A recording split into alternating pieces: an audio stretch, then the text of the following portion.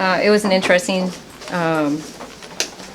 presentation that you gave, which pretty much sums up exactly what I think a lot of us in the concern about nuclear energy have talked about the whole accumulation of all the information that needs to go into extending the licenses of the nuclear power plants. Because basically, you know, there's a lot of assumptions that are going on, and then also many assumptions of where these materials and so forth have come from, because a lot of these parts come from other countries. Wasn't too long ago, a few years ago, with the whole Creosote Forge issue with the reactor pressure vessel that came up. And there's a lot of talk about these fissures and cracks that have been developing in the RPV, reactor pressure vessel itself. And, you know, I was reading, excuse me for a second, it was a paper talking about the hydrogen cracks in the Belgian nuclear reactor some years ago, a few years ago. And basically, you know, it's basically stating the potential problem of hydrogen-related cracks in the RPV and related long-term aging problems of the reactors is still imminent, probably more than ever. The paper briefly elaborates on some reported findings and identifies possible mechanisms for the further growth of these defects in the reactor pressure vessel wall. So it goes on to say basically, you know, we've got a lot to learn still, yet a lot of the utilities are moving very rapidly for this second extension. I mean, I realize it's kind of like a living document kind of sort of thing, because then you're going to have to kind of go along with evidence and stuff as it surfaces. But I'm concerned a lot because I also read the NRC documents and the different things that come through, and it seems like a lot of the utilities, including Dominion, push back or get extensions for some of the examinations that they should be doing. But this specifically says that, you know, it needs to be meticulous inspection and continuous monitoring and surveillance programs be set up and implemented when keeping these aging reactors in operation.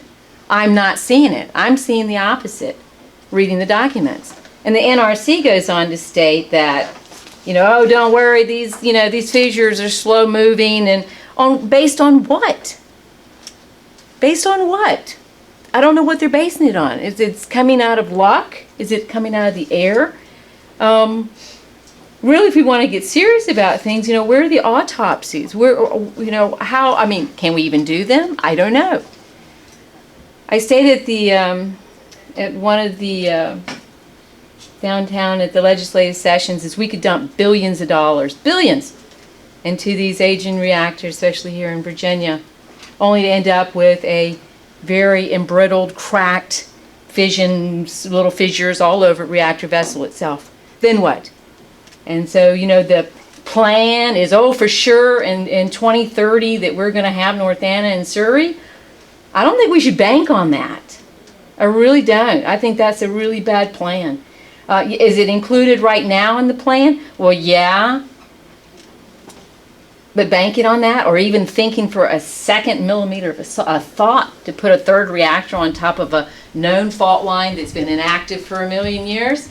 Climate change is not just nuclear power's got to be part of it. It's what is climate change going to do to the nuclear reactors, the plants themselves? So obviously we know where they're located by water, the rise in oceans. What about the temperatures, like when they have to shut off the nuclear power plants because the intake water is too daggone hot? They can't even run it. Plus, I don't remember how many millions of gallons of water have to run through these plants just to keep them cool. So, you know, I'm concerned. I'm concerned that we're putting, as usual, the cart before the horse with moving forward with these license extensions, maybe too rapidly, without actually really putting the data to the test, you know, seeing the science behind it. I think it's very important, because I'd love to go to that meeting tomorrow and listen to the gentleman coming from Fukushima, because I also get information coming out of Japan. 91 bags of debris supposedly went missing during that typhoon, and I doubt seriously it was 91 bags. There's a lot of cover-up going on over there, but there's going to be also a lot of stuff going on for many, many, many years to come. So I guess they're trying to deal with best they can. I don't want anything like that to happen in Virginia, and I don't think I want it to happen anywhere in the world, actually. Nuclear waste problem issue, Yucca Mountain. I mean, you know, that's going to be an ongoing issue for a very, very, very long time. So I don't think we should put all our eggs in one basket here in Virginia. But when it comes to, well, you know, industry, there's plenty of room. I mean, India just suffered some sort of cyber attack at one of their nuclear power plants. So I think cybersecurity issues, I'm all for it. You know, better containers for fuel, used fuel, I'm for it. You know, education, I'm for it. I'm for, you know, trying to make sure that what we have right now is kept safe. Trying to figure out what we're going to do in the long run. I just personally don't see nuclear energy being part of the mix. The waste is too messy, toxic forever, and a lot of security risk and whatnot. But there's plenty of things that Virginia, you know, can do as it goes for developing skills, materials for cleanup. You know, that would be great. Cybersecurity, and that sort of thing. And also, most recently during this past local election, I spoke with some candidates. One of them actually won a seat. I got the deer in headlight look when I said, "Okay, in Henrico, what we do if there was a problem?" You didn't know.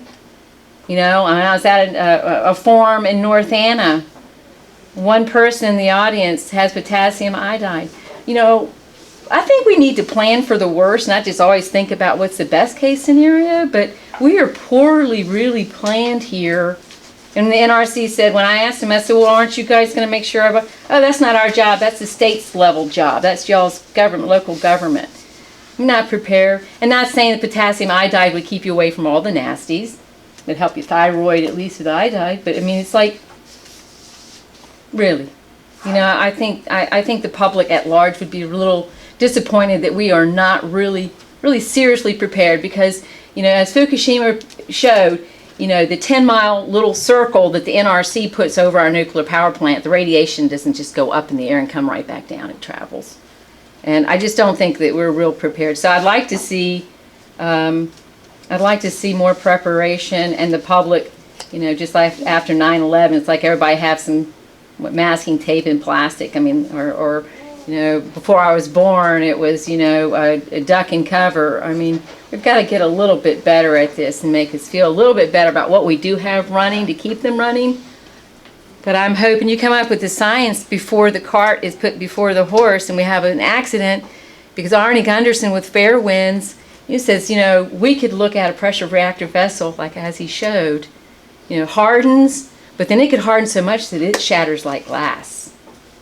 So keep us safe while we can, but at the same time, I don't think, I personally don't think we are going to be seeing North Ann and Surrey here in 30 years.